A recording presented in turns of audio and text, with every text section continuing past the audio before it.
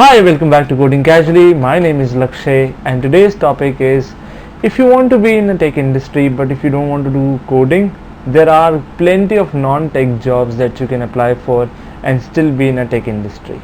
Why am I saying this? Is just because when I started my career, I was in an area where it was all tech, but however my job profile has nothing to do with or had nothing to do with technical stuff. I never used to code, but still I was a part of a technical industry and I had my participation to the fullest.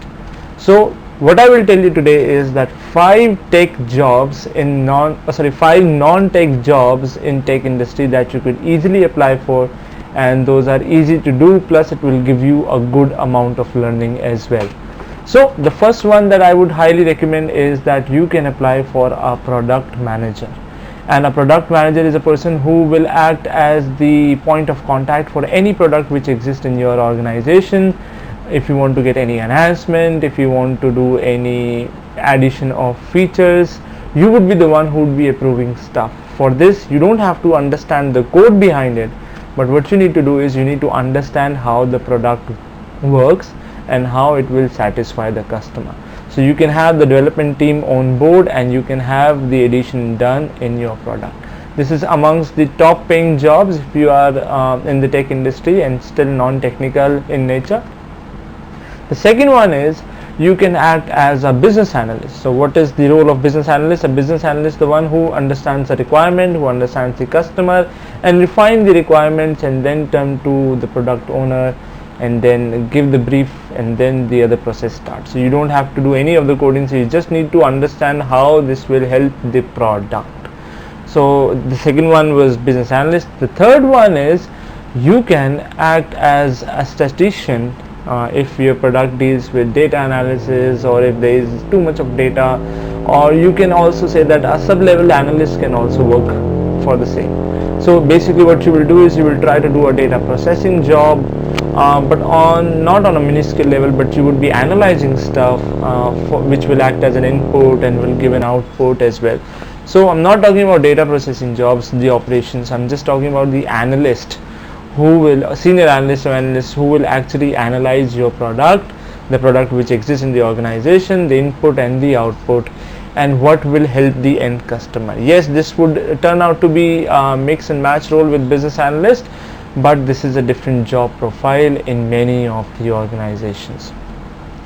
For most of the people who don't want to analyze stuff but still want to be the part of the tech industry, you can act as a person who is into talent management or HR transformation. So every product which will be going through advancements or feature addition or enhancements, you would need people to do the same for you. So you would need people from development team, you would need people from a different team who will participate and give you the good requirement set, or who will give you their advice on how the new product should look like. So you can act as a person who gets the resources done. Yes, this can be a job of a project manager, but that comes with a different responsibility set. But yes, this can be amongst them.